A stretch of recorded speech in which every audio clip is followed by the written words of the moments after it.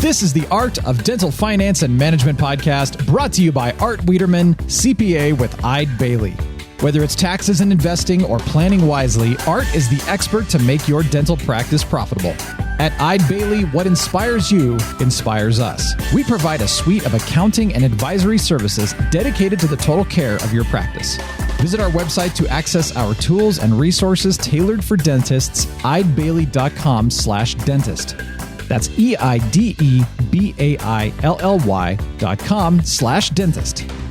This podcast is distributed with the understanding that Art Wiederman, CPA, and Eide Bailey, LLP are not rendering legal, accounting, or other professional advice. Listeners should consult with their business advisors before acting on any of the information or opinions shared.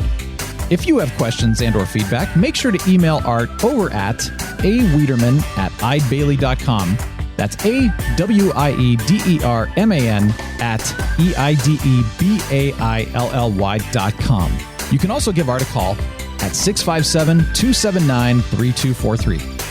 Without further delay, here's your host, Dental CPA Art Wiederman. And hello, everyone, and welcome to another edition of the Art of Dental Finance and Management. I'm your host, Art Wiederman. It's nice to be with you on this Sunday evening in Southern California, December the 13th.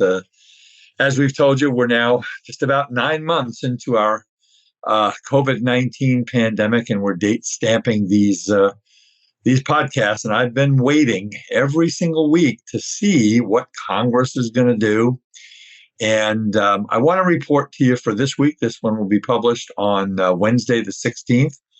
We may have a package by then. We have to have something done by the 18th, it looks like, but we're going to get into all that detail. But what I want to share with you tonight is a bunch of things.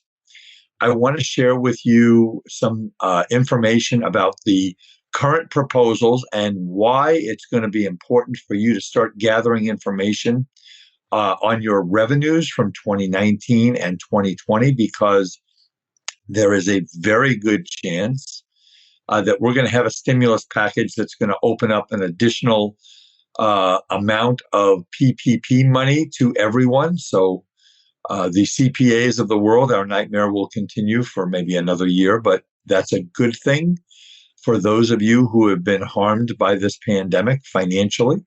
So we're going to talk about the stimulus packages. We're going to talk about what we think is going to happen and what you need to do to get ready for all of this and your forgiveness. We're also going to talk about the HHS Provider Relief Fund, and they've come out, the Department of Health and Human Services has come out with rules on what exactly you have to have and provide, and I'm going to walk you through the calculations now. If you are the CEO or COO of a hospital or a critical care unit or a whole bunch of nursing homes, you may have to go get a master's degree in how all this works. I will tell you that the folks at my firm, which is Eide Bailey, I'm a dental director at Eide Bailey. The folks at Eide Bailey are going absolutely bat crazy over these reporting requirements. However, for dentists, I think it's going to be a lot easier. So we're going to talk about that. We're going to talk about some final year-end tax planning things that I don't know if we've touched on before, but I just want to make sure you're ready for the end of 2020. So we're going to hit a whole bunch of different things. I want to give you some information first. I want you to go onto our partner, Decision in Dentistry's website, which is www.decisionsindentistry.com. Decisions in Dentistry is one of the best clinical magazines in the country, if not the best. They have amazing articles and continuing education courses. Here's some of the courses you can get. And by the way, you can for one low price, you can get 140 courses at the touch of your computer. At the touch of your computer, you can get 140 courses for one very low annual price. But these courses are examples. These courses are infection control considerations for electric and air-driven handpieces. This one is a CE course sponsored by Colgate, which is called Improving Health with Digital Dentistry. And then laminar impressions for unsupported maxillary knew I was going to mess that word up. I practiced it 3 times before I was going to read it. Maxillary tissue. So I apologize for anybody who is a fan of maxillary tissue if I screwed up that word. But anyway, www.decisionsindentistry.com. Also, folks, if you're looking for a dental-specific CPA anywhere in the United States, that is www.adcpa.org.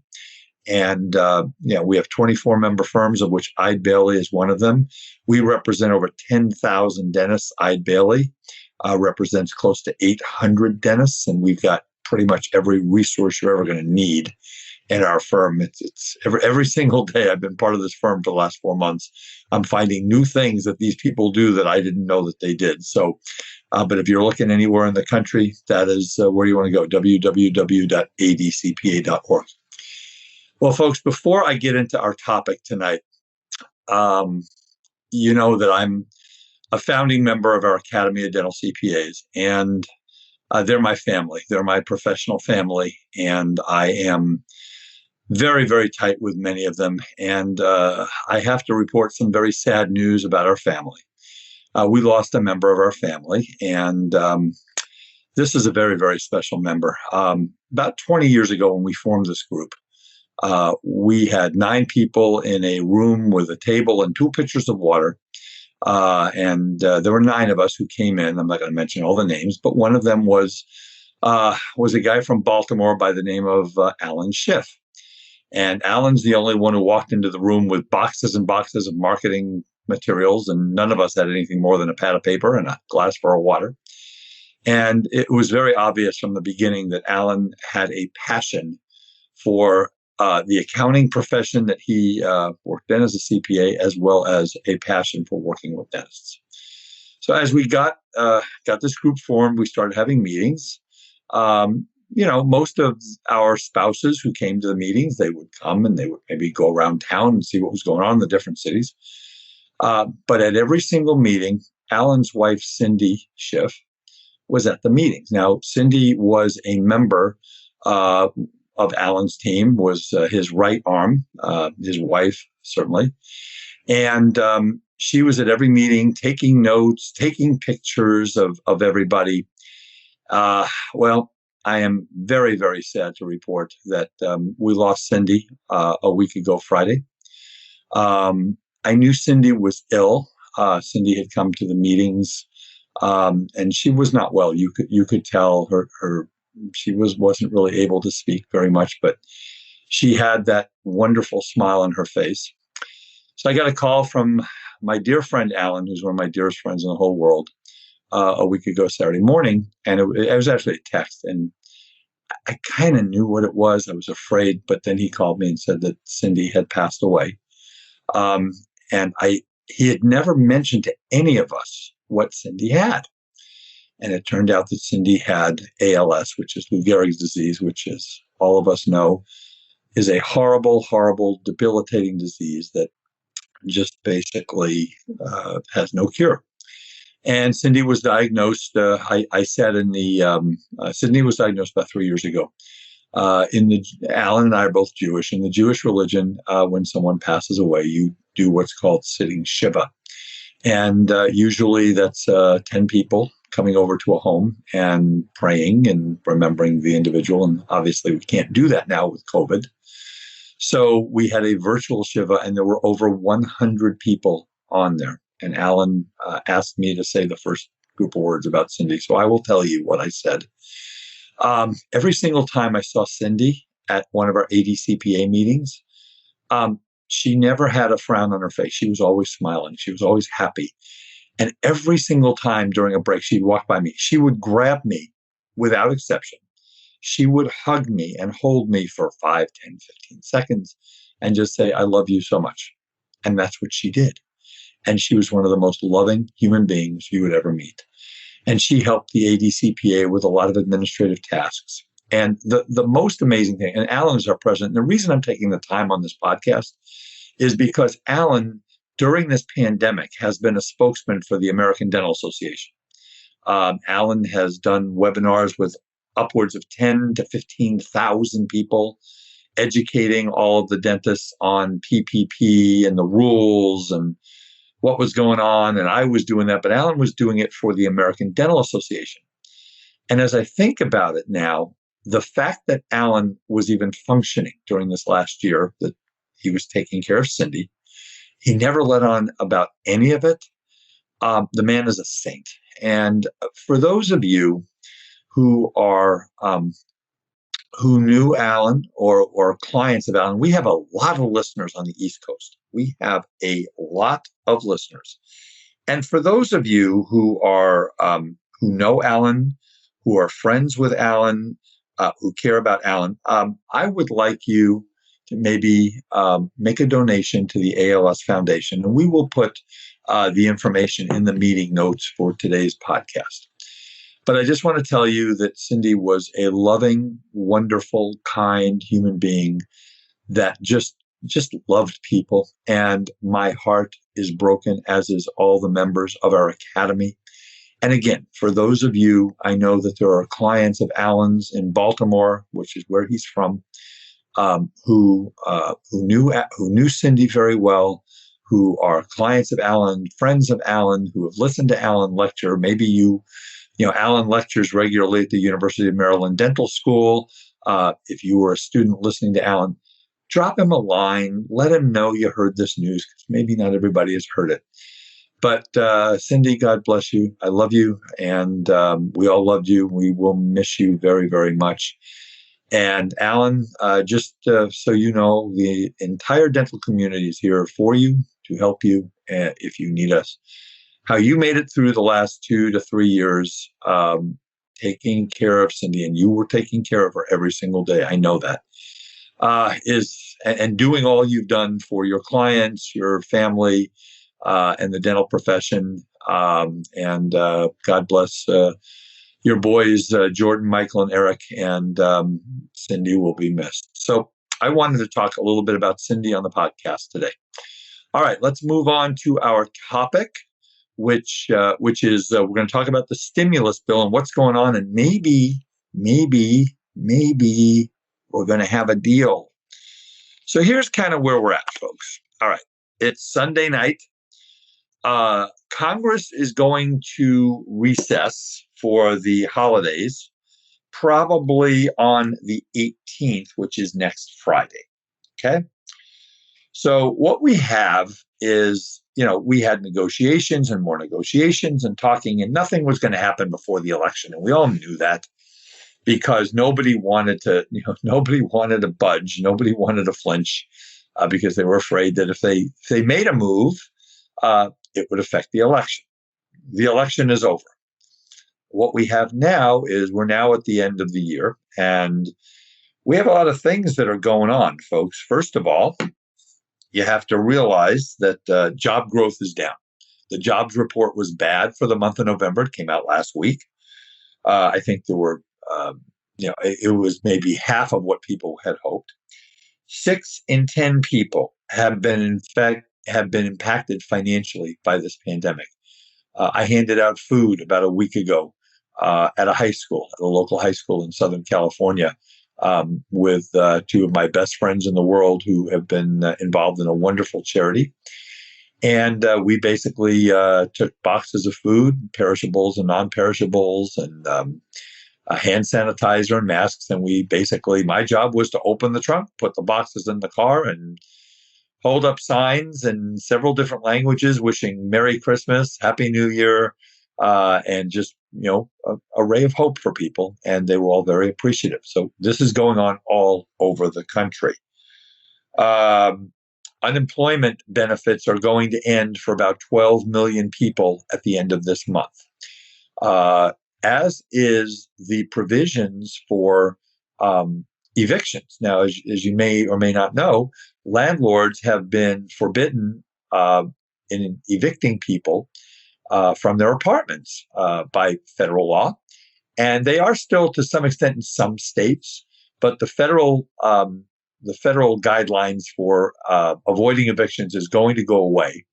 So that is going to be an issue. And there's going to be tens of millions of people who could be evicted from their apartments.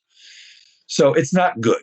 They need to do something. They need to put some money back in the economy. As we know, COVID has spiked big time. We're averaging now upwards of 3,000 deaths a day. We're probably going to hit 300,000 deaths in this country tomorrow or the next day. And it's not good. The hospitals are overflowing. They have to do something, and they know they have to do something. The problem is that they've got some issues. So let me tell you what we got going on here. A couple of weeks ago, they have this group called the Gang of Eight, which are eight senators. I believe they're senators. If I'm not, I will be corrected. But the Gang of Eight are eight members of Congress who put together a $908 billion bipartisan stimulus package. And I want to share with you some of the things that are in that stimulus package. So in that stimulus package, you've got, first of all, in this $908 billion package, which is the one that everybody seems to believe has the most traction to get passed, $160 billion as the basis for good faith negotiations for state and local governments. See, here's what's going on. And the reason we don't have a deal is that the Democrats want state and local funding. That's what they want. Because again, people work for the state just like they work for restaurants or they work for nail or hair salons. So they want funding for these state governments. One of my best friends is the legal counsel for a major museum, and he says, Art, we got $1.7 million a month we're having to burn through to keep the museum, operating and not getting kicked out of our building and everything like that. And they're having to look at their endowment funds and things. And that's where state and local government aid would be helpful. The Republicans want liability protection. So the reason that that's important to the Republicans, and especially to Mitch McConnell, who's who's in charge of the Senate on the Republican side, and they have the majority there, is they want to make sure that if an employee is working in a business, any business, and they contract COVID-19, that they can't just say, oh, well, because I was working, I am going to sue you.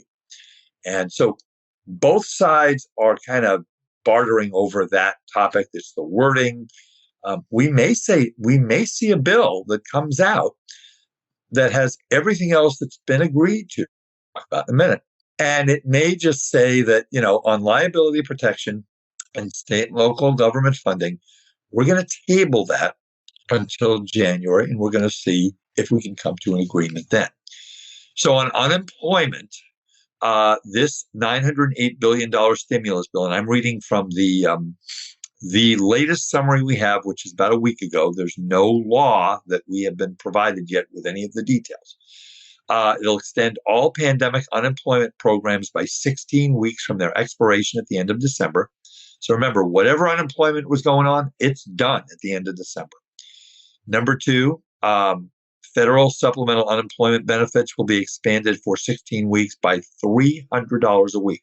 So if you remember, they gave people $600 a week back in March, which motivated people to stay home. And a lot of people were upset about that because it basically employees were making more money by staying home than they were by working. Well, 300 is kind of what they landed on. So 300 is better than nothing. That's $1,200 a month. Plus, remember, that's only federal.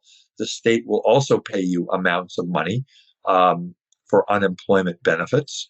And that could be $500 to $1,000 a month. Who knows? It just depends on the state that you're in. So that could be very, very helpful for people. And there'd be $1 billion for state systems for technology modernization and fraud protection. And basically that's what we would have there. Now, here's the next thing, and this is having to do with the PPP program. So as you all know, there was $349 billion was put out for the PPP program in March. Of that amount, about 130 $30 billion was not spent. People kind of soured on the program, but there's all that money is there. And I suspect they're going to use that money as part of this whole bill, and they're going to fund potentially a second round of PPP. So $300 billion would go to the SBA to fund a second Paycheck Protection Program. I'm just going to read this to you, funding to allow the hardest hit small businesses to receive a second forgivable Paycheck Protection Program loan. Eligibility would be limited to small businesses with 300 or fewer employees that have sustained a 30% revenue loss. Here's the important words: in any quarter of 2020. Now, let's think about that. 30% revenue loss. Let's think about the dental profession, because you think about your restaurants open, then they close, and they open, and they're open for takeout, then they're open for 25% capacity indoor, then they're open for outdoor dining. They're all over the place. The dental profession is pretty consistent as far as what happened in 2020. The dental profession shut down for the most part on March 16th, the week of March 16th. And what happened is that they opened up pretty much somewhere between May 15th and say June 15th. Probably a lot of my doctors open June 1st. So 8 to 12 weeks. So what quarter is that in? That's in the second quarter. So in the second quarter of 2020, many of my doctors had revenues that were not down by 30%. They were maybe down 50, 60, 70% because they weren't open. So many of you will qualify. Now, again, the devil's in the details, and we don't know what's in the details. They're going to provide some additional benefits for 501c6 organizations, which are specific types of not-for-profits. Now, they're going to add that forgivable expenses are not only the four topics that we've been talking about for 9 months, which is payroll, rent, utilities, and interest costs, but it will allow you to also have forgiven expenses to include supplier costs and investment in facility modifications and PPE to operate safely. So that will be helpful. Business expenses paid for with the proceeds of PPP loans are tax deductible. Huge, folks, huge. Consistent with congressional intent in the CARES Act. That was the intent. They just didn't write it into the bill. So this basically gives us deductibility on PPP. As you know right now, if you've listened to my podcast every week, what's happening with PPP is that you got a loan, it's forgivable, okay? But the government says, since we're giving you free money, then we're not going to let you write off the expenses. So that's where we're at right now. So for every tax projection that we've done, we've added back $50, $75, $100, $300,000, depending on how big your PPP loan was. This would make it deductible. There is humongous bipartisan support for this. Treasury Secretary Mnuchin is absolutely drawing a line in the sand, saying we are not changing our position. And the only way to make PPP expenses deductible is if Congress passes a law. Now, on January 20th, or maybe sooner, Janet Yellen is going to be, I think it's first week of January, actually. She will become the Secretary of the Treasury. Now, Janet Yellen is a really smart lady. She was the head of the Federal Reserve. Really, really, really smart lady. So she might say, you know what, guys, reverse it. If Congress doesn't pass anything, reverse it. I guarantee you she's going to have lots of new friends in the restaurant industry, the CPAs, the lawyers, the dentists, the physicians. Everybody out there is going to be lobbying and has been lobbying for this. They're going to go ahead, and the other thing that's really huge here is right now, if you have a PPP loan that is less than $50,000, you should be filing for forgiveness. You use a form 3508S. It's a 2-page form. You basically have to just show that you use 60% of this money for payroll costs, and that's it. You're done. You don't have to have proof that you had the same number of full-time equivalent employees at the end of your covered period. You don't have to have proof that you kept everybody on payroll and you didn't reduce their hourly wage or salary by more than 25%, rules that the SBA still hasn't given us all the detailed guidance that we need on, and probably never will, as far as I'm concerned. I'm not holding my breath. And if the loan is under $50,000, it's easy. So this bill, if passed in its form, would simplify the process for borrowers with loans of $150,000 or less. I would say that if I took a poll of all of my listeners, I'm going to tell you that 80 to 85% of you have PPP loans of less than $150,000. And so we might have the form 3805S just might now, they'll just put a 1 in front of the 50 and make it 150,000. That's why, folks, there is no rush to file for PPP forgiveness. Okay. If you're under 50,000, I would say file and get it over with. It's no big deal. And I do have many clients who have filed. The banks right now are moving pretty quickly because they don't have a lot of loans in. If you wait to file for forgiveness, and remember, you have 10 months from the end of your covered period. So if your end of your covered period was, say, October the 15th of 2020, you have till August 15th of 2021 to basically file for forgiveness. Well, if you wait till August 1st, it's going to take forever. So I would say let's wait this week because, again, folks, if they're going to do something, okay, if they're going to do something, they're going to do it by this Friday.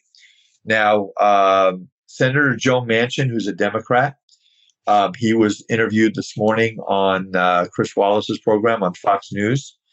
And, he was basically taking the position that right now, Senator McConnell is the one kind of hold. Now, he's a Democrat, so he's going to blame Republican. And I'm not getting into politics again, folks, but he's saying, it is Mitch McConnell who is kind of holding the line because he wants the liability protection. If Senator McConnell backs off on that, much better chance we're going to go and get a deal.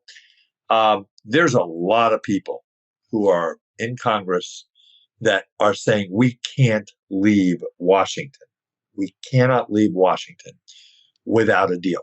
So I think this is my prediction. I think that by the time you hear this, which will be on Wednesday, I think that they will either come to a deal. And one of the things that could very well happen is they could put this $908 billion program up for a vote tomorrow, the 14th, Monday. Then they could see. They may be able to get it passed. Who knows?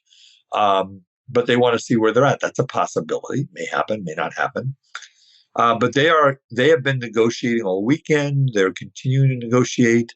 The Speaker of the House, Nancy Pelosi, has come out and said we're getting closer. Mitch McConnell has said we're getting closer.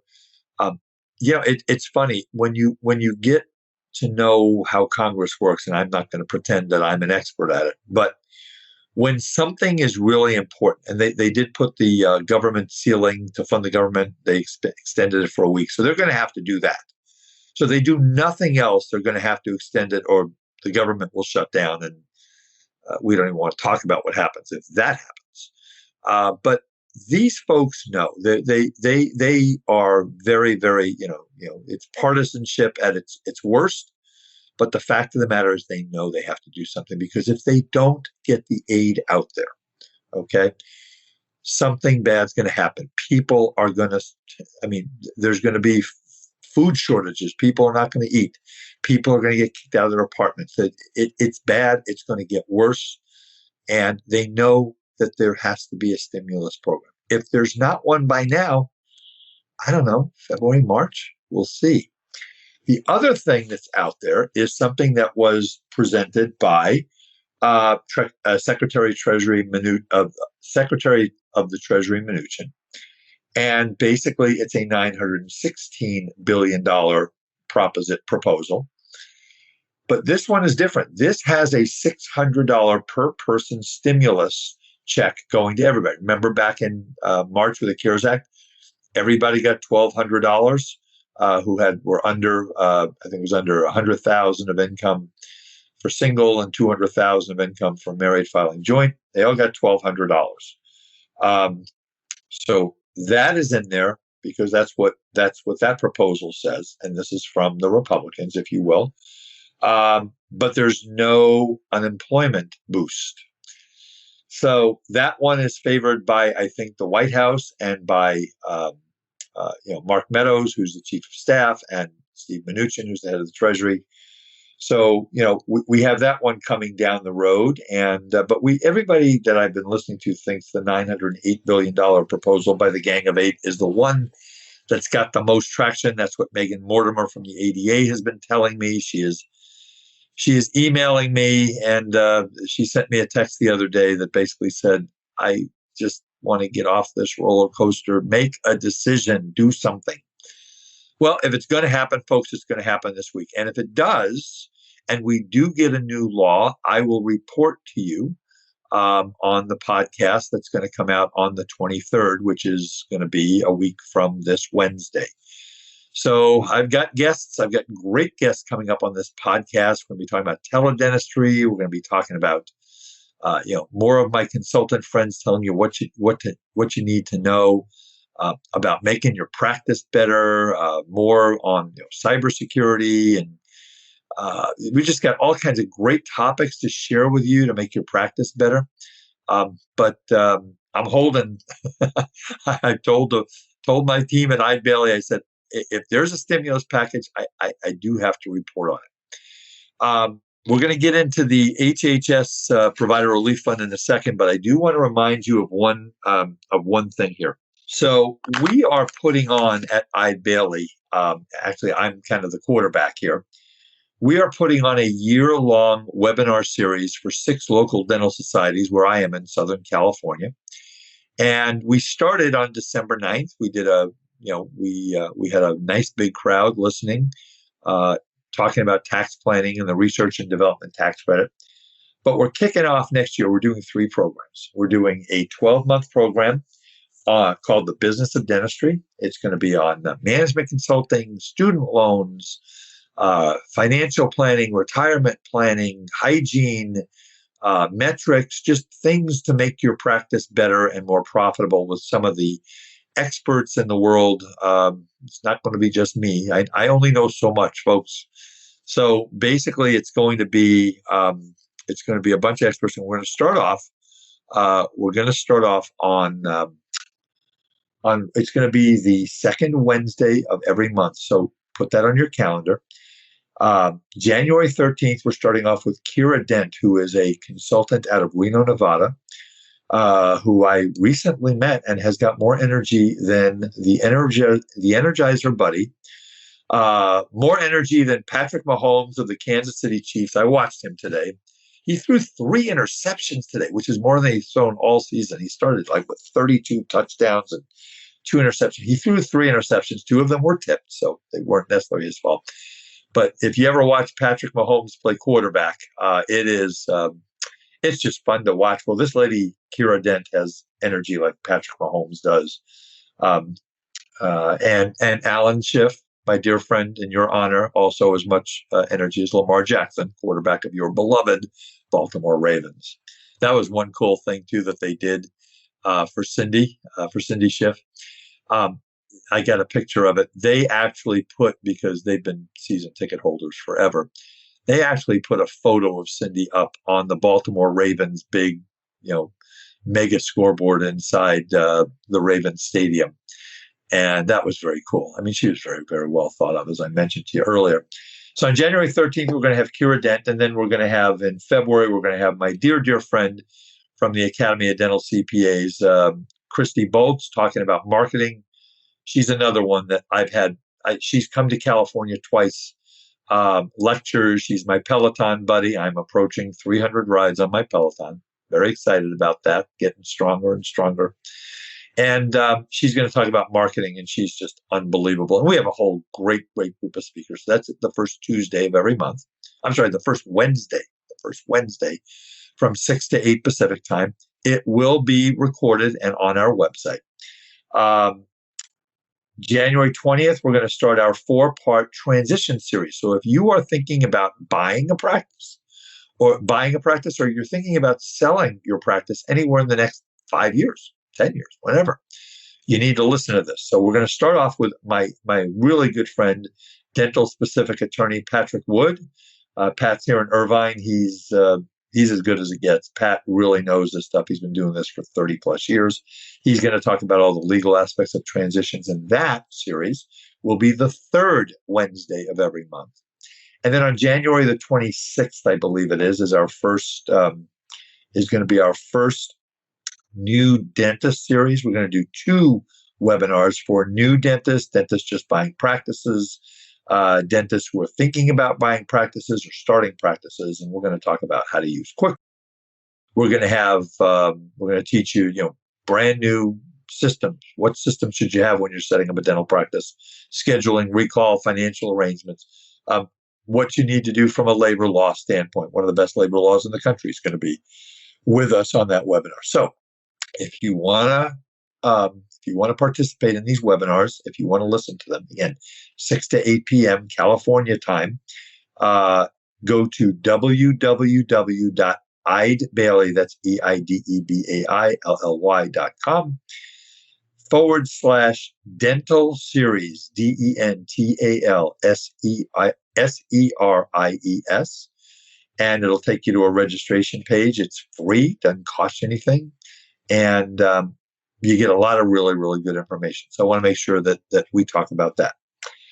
Okay, let's move on and let's talk about my second favorite thing, which is the HHS Provider Relief Bill, the HHS Provider Relief Fund. So I'm going to give you a little overview again. I had conversation with Tyler Bernier from our firm. Tyler is an audit partner in Oklahoma City, really smart guy. I say every time I talk about somebody from Eide Bailey, I always say really smart guy, really smart lady. Just it's unbelievable. All the new friends I have who are much smarter than I am most days. So Tyler has kind of been our champion of the firm in dealing with the HHS Provider Relief Fund. Now you have to remember that for dentistry, it's easier, much easier.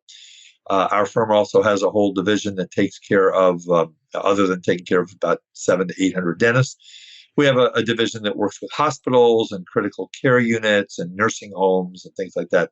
And the rules for those folks are just, you just want to bang your head against the wall because they're very, very complicated. But for the dentist, I think it's going to be pretty easy. So let me kind of walk you through. I've got on my computer screen that I'm going to go through with you here is what do you have to do here? So basically, if you want to look at this, you want to Google general and targeted distribution post-payment notice of reporting requirements dated November 2nd of 2020. And if you just put that in there, you'll probably be able to get to this. For anybody who got more than $10,000 from this program, and that's going to be many of you, this is something that you should read. It's going to talk about the reporting requirements and the general overview of how this works. So let me walk you through this because I have a really much better understanding for dentists now that I've done a little more reading and I've talked to Tyler. So basically, here's what happened. All of you who applied for this money got 2% of your gross receipts of 2019. So if you have $1 million practice, you get about $20,000. Now, folks, remember, this is $20,000 that went into your practice. It should have gone into your practice. It is intended for you to use to fight or deal with, if you will, the COVID-19 virus and the pandemic. And it is taxable income, whereas the money you get for PPP that you don't have to pay back is not taxable. It's a forgiven loan. This is taxable income. So if you got $20,000, it's taxable. So what are you supposed to do with this money? Well, there's two things you're supposed to do with this money. Number one, you're supposed to use this money to pay for, quote, healthcare related expenses attributable to coronavirus that another source has not reimbursed and is not obligated to reimburse, which may include general and administrative expenses or healthcare related operating expenses. And we're going to get into how the PPP loan plays into this in a minute. Anything that you can't justify for healthcare related expenses, you are allowed to use this money to make yourself whole as far as lost revenues. Now, they started with calculations of lost revenues that a Caltech or an MIT graduate couldn't figure out, but I think they've kind of brought it down to a simple phase, which is basically what you do is you look at your 2019 revenues in your dental practice and you look at your 2020, and the difference is going to be if you don't use this money. I'm going to give you a mathematical example in a minute here. So the bottom line is this is kind of like Jeopardy. I give you the answer and then you give me the question. Well, the answer is I don't think it's going to be much of a problem for most of you to spend this money and to justify that you spent it on what it was intended for. So those are the two things here. So you're going to have to, there's going to be a portal that's going to open up around the first, second week of January, again, unless they extend the time for this, which they have not said they're going to do yet. You're going to have to give them some demographic information. It's going to be in the PRF reporting system, will allow HRSA and the United States Department of Health and Human Services, HHS, to assess whether recipients properly used provider relief payments consistent with the terms and conditions.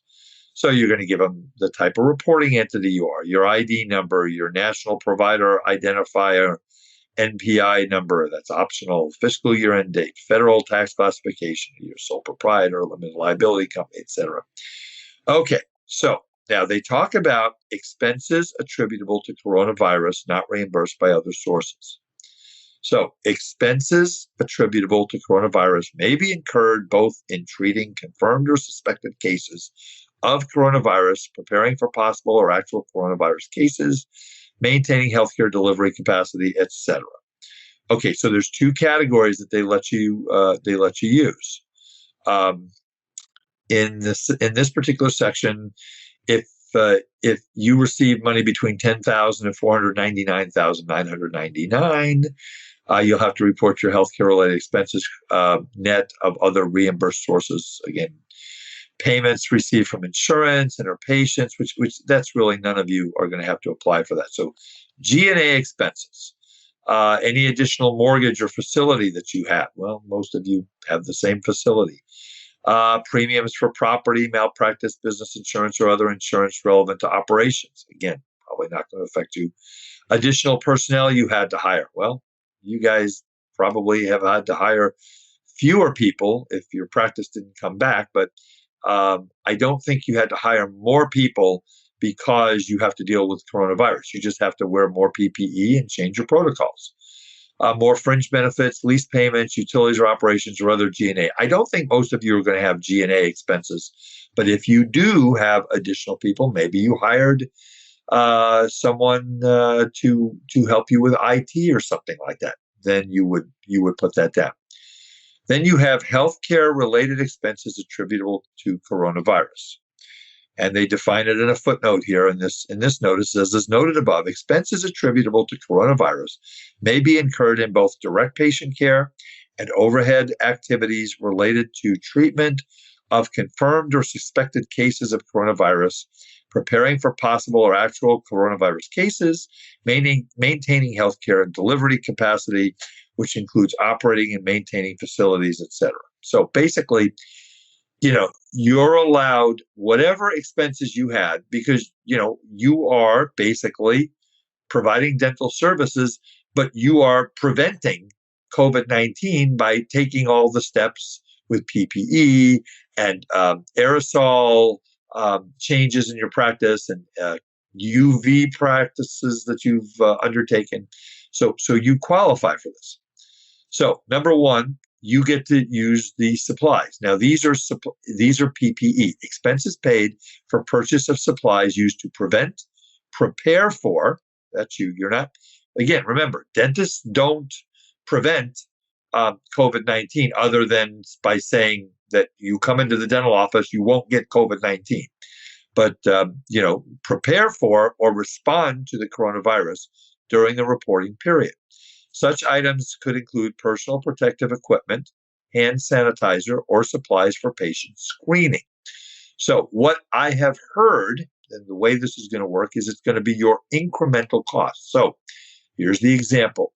Most of you go into the operatory, the dentist, the assistant, the hygienist, goes into the treatment room, and you're wearing, before COVID, a paper mask and gloves. And, if you have a uniform, you're wearing a uniform. If you were in street clothes, you're in street clothes. Or maybe doctors in a suit and tie, a shirt and tie, whatever it is. So with COVID-19, you're now basically wearing a paper mask. You're wearing an N95 mask. You're wearing a face shield, and you're wearing gloves as usual, as well as a gown of some sort. So everything except the paper mask and the gloves are to fight coronavirus because you had already been doing that. So you'll have to keep track of those expenses.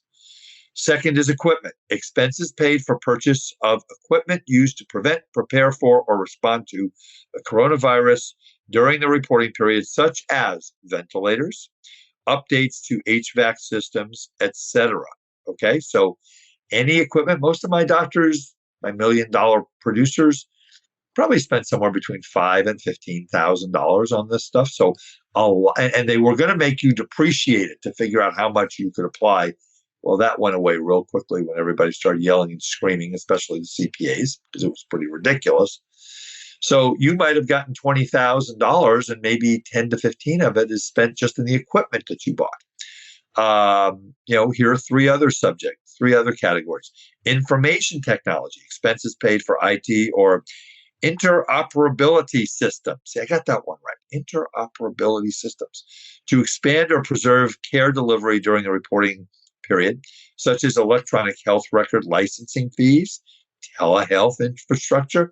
If you went and upgraded your bandwidth and your system to be able to do telehealth to your patients while you were closed, that's covered.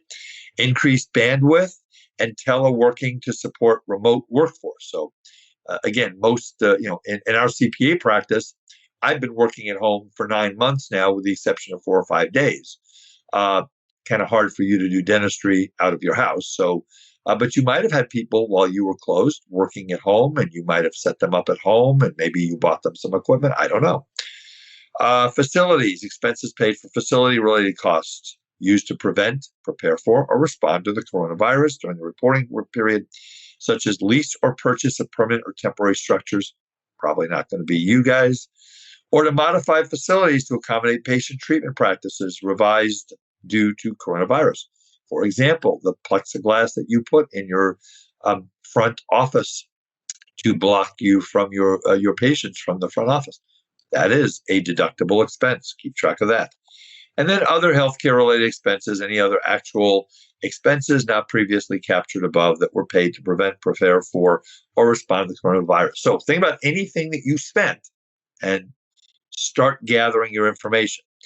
The second, so let's say I got $20,000, and it turns out I spent $12,000 on coronavirus related expenses that we just talked about. You still got $8,000 that you got to justify. So the way you're going to do that is through the lost revenue calculation. It's very simple. Here's what you're going to do. You're going to go ahead and you're going to take the amount of money that that your collections were for 2019. You're going to subtract 2020, and presumably it's going to be lower. So let's use a mathematical example. All right. And I'm going to go off of Dr. Wiederman, because that's what we do here. Dr. Wiederman is the example. I get lots of mail saying that I'm Dr. Wiederman. So basically the way this works is that, let's say Dr. Wiederman got $20,000 from the Provider Relief Fund. Dr. Wiederman spent $10,000. Now this is through calendar 2020. Because remember, if you don't spend all the money in 2020, you got one more shot, which is 6 months in 2021. Yet you're going to have the portal's going to open January 1st, 2 weeks of January probably, and you have till February 15th to report.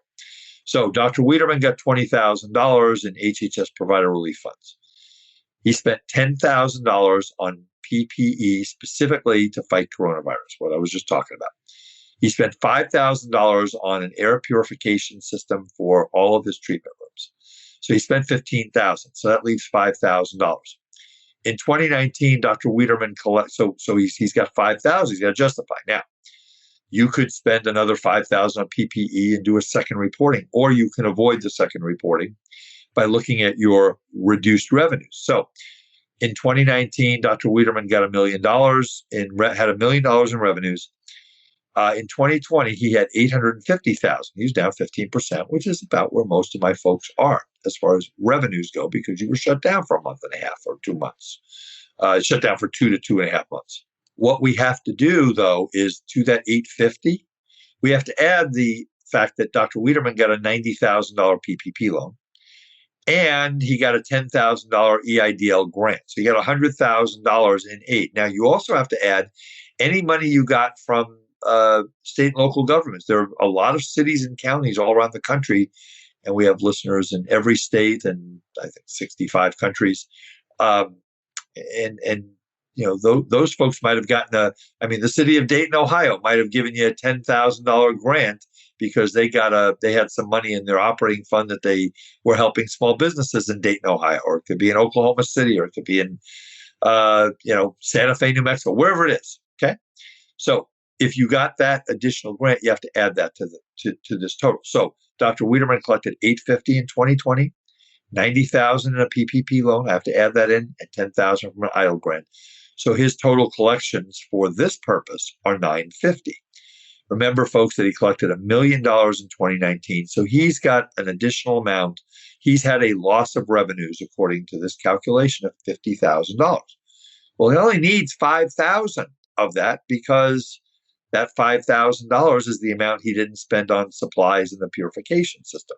So he's going to be fine. Now, we do have doctors, I've had several of them, who are actually going to be at or near or even over where they were. They have just picked up. It was like it was an 8-week vacation.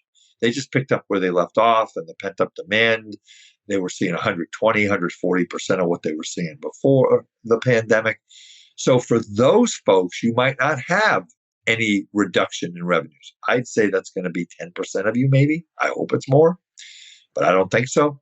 So then if, the worst thing that happens is you'll have to go and spend that money in the next 6 months, or maybe you buy some additional PPE equipment at the end of the year. So you should start gathering all of your calculations and your revenues as far as being able to determine what you spent and be ready to do the reporting. It'll be all done on a portal via computer. I don't think you're going to be mailing anything in.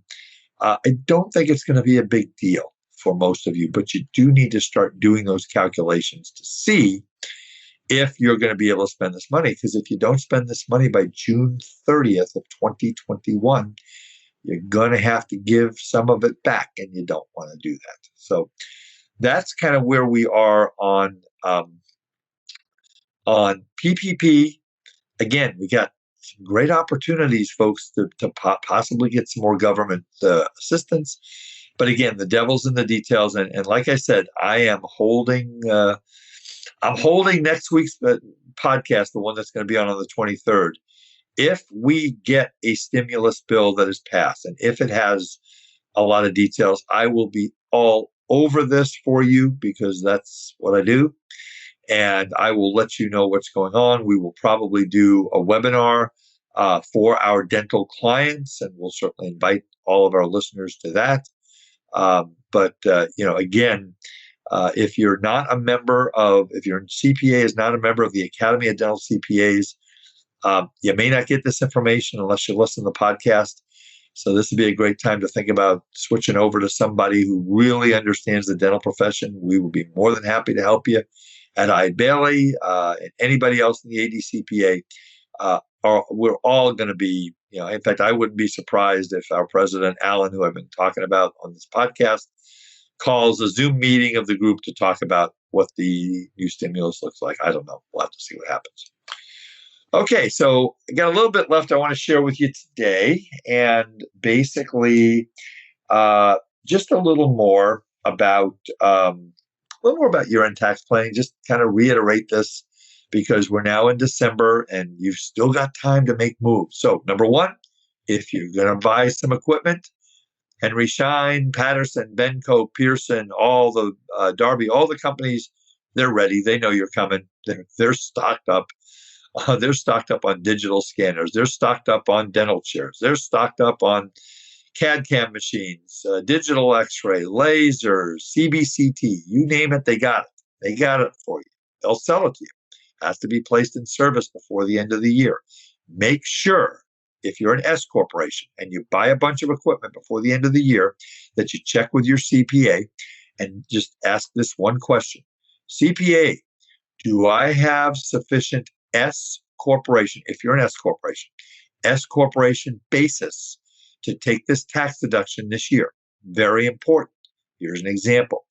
If I'm an S corporation and I have zero basis in my S corporation interest, and I go out and I get a bank loan from Bank of Wiedemann, everything's of Wiedemann, of course, Bank of Wiedemann for $100,000 to buy a CBCT machine.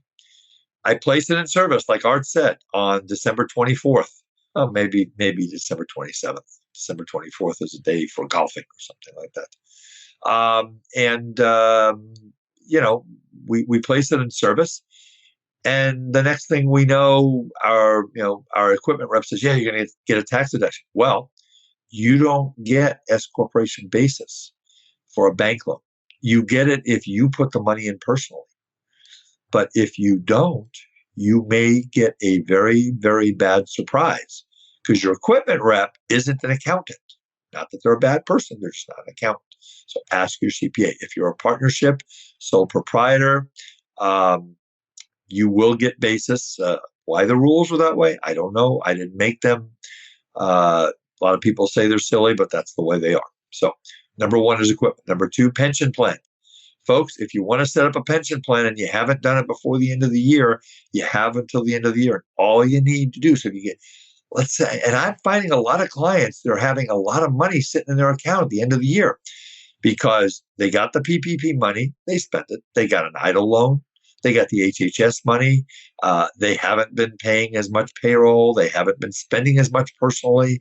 So I got doctors who had 100, 150, 200,000 in their bank account that never had that kind of money before. So, if you've got money that is not borrowed money, and we don't like borrowed money to do this, but if you've got money from this year, what you want to think about is a retirement plan. All you need to do, it's too late to set up a simple IRA for this year, just too late. Because you had to have done that by October 1st because there's certain legal notices you have to give out to your employees. But you can set up a profit sharing plan with a 401k component before the end of the year. I've got a doctor who's setting up a defined benefit, cash balance defined benefit plan before the end of the year. He's going to put $500,000 into it. He says, I can do that. I said, you can, and I'll help you. I don't invest the money. I don't do investment management. Our firm does, but I don't.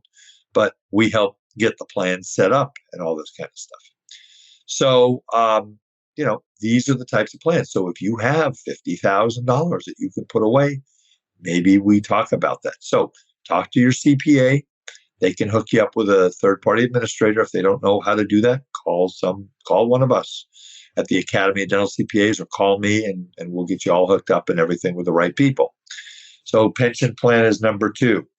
Putting your kids on payroll is number three. Now, you can put your kids on payroll as long as they provide legal services for you. I mean, we have lots of teenagers that stuff envelopes and, some of these kids who, my joke that I've said on the podcast before is that I had children, not because I wanted to raise children and because I wanted to have the fulfillment of having children, watching them grow up into good adults, which my two boys have done, but I had children in order for them to teach me technology and how things work. And how I can get onto Instagram and learn someday how to do Facebook and all this stuff. Well, these kids are really sharp. They can help you with your website. They can help you with your social media marketing. And I do see that happening in some of my practices. And you can pay kids up to $12,400 without taking out any taxes because the standard deduction is $12,400.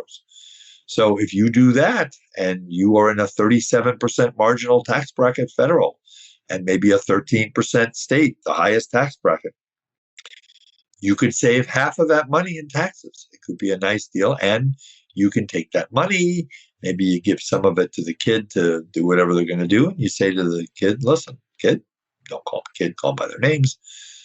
You say, listen, why don't we have a deal? We're going to take, 3/4 of this money or 2/3 or 1/2 of this money, and you can spend it on whatever you want.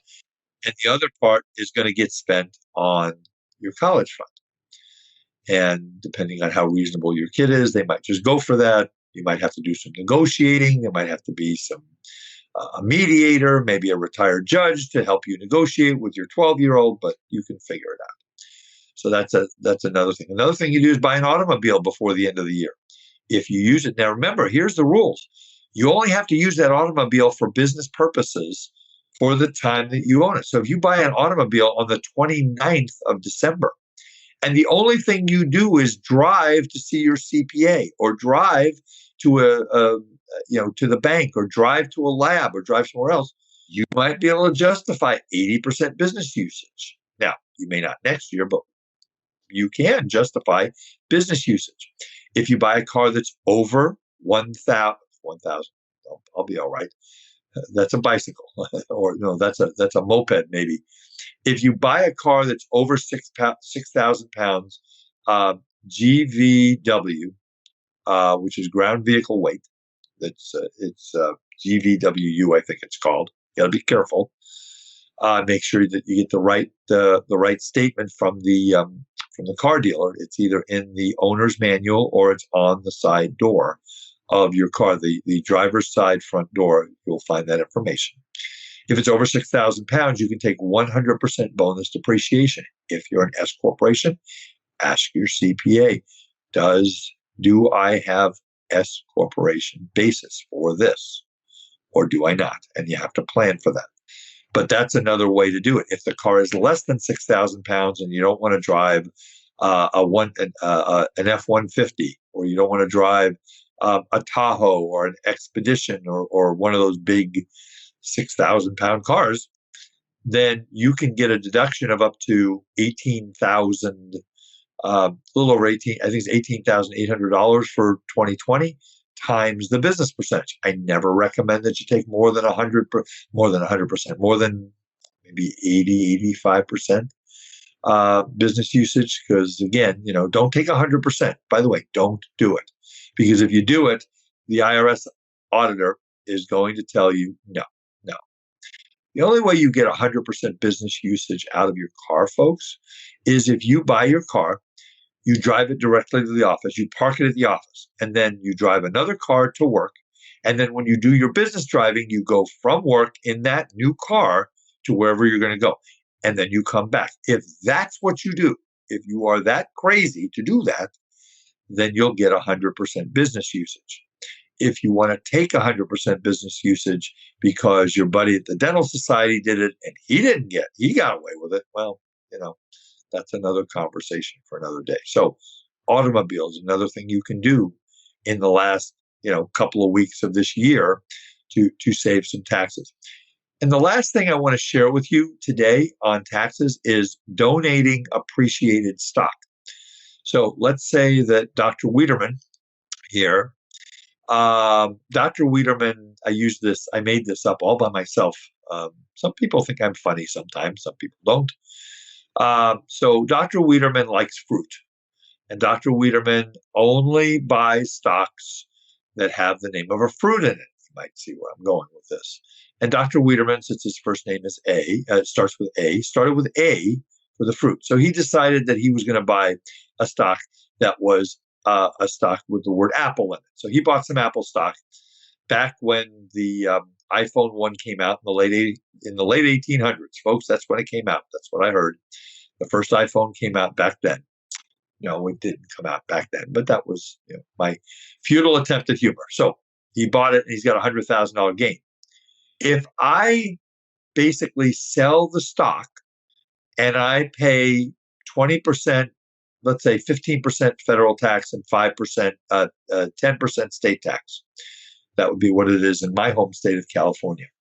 So if I do that, then I've only got $75,000 left to donate to my charity. What you want to do instead is you want to take that stock and you want to donate it directly to the charity.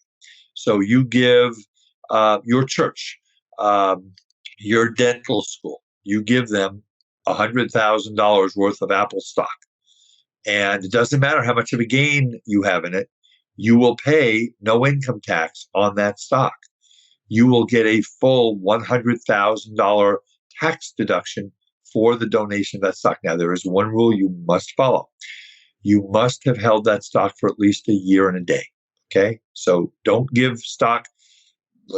Maybe you bought Zoom at the beginning of the pandemic that's gone up 8 zillion%, and you want to donate that. If you've only held that stock for 7 or 9 months, don't do it, because you will be limited to your basis, what you paid for it. So the stock that you donate to charity should be appreciated stock, and you must hold it for a year and a day. If you do that, then you will get a full $100,000 deduction. There's another thing out there called donor advised funds, where you can donate to, a lot of this is done through brokerage firms.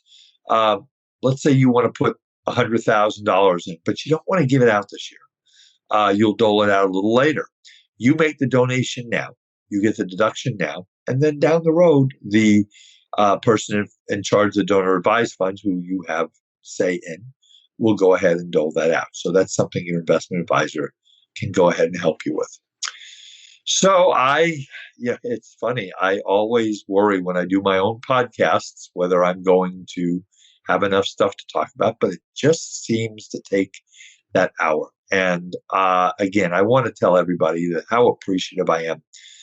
We've gotten so many kind comments, and I had one specialist who sent me an email, and he basically said, Art, if it weren't for you, I wouldn't have gotten a PPP loan for $103,000. And by the way, Art, it saved in my practice. And that's really gratifying to hear. And I've gotten lots of kind words, as have all of our members of the Academy and the folks here at Eide Bailey. We're here to get you through 2021. We're going to get you through the second round of PPP. We're going to get you through the filing of forgiveness. If you are selling your practice, you must file forgiveness. You must file for forgiveness before you sell, and you must put the amount of money that equates your PPP loan from the sale into an interest-bearing escrow account. You have to do that. So if you have any questions, you can call me at 657-279-3243, or you can email at awiederman@eidebailey.com. Again, don't forget to go on to our website for all these great webinars we got coming up in 2021, www.eidebailey.com/dental series. Again, folks, if you feel inclined, if you knew my good friend, Alan Schiff and his late wife Cindy, make a donation to the ALS Foundation. We will put that information in the show notes. Other than that, I think I'm good for today. I hope all of you have a wonderful week. It might be the last full week of the year for many of you. Work hard, and remember my 5-word saying, which is failure is not an option. This is Art Wiederman for the Art of Dental Finance and Management, signing off. Have a wonderful week, and we'll see you soon. Bye-bye. Thank you for listening to today's episode of the Art of Dental Finance and Management podcast. Be sure to subscribe wherever you listen to podcasts so you never miss an episode. The Art of Dental Finance and Management podcast is produced by Eide Bailey in partnership with Art Wiederman, CPA, Decisions in Dentistry Magazine, and the Academy of Dental CPAs. For audience questions and feedback, email Art Wiederman, awiederman@eidebailey.com. That's AWIEDERMAN @EIDEBAILLY.com. Or you may call Art at 657-279-3243.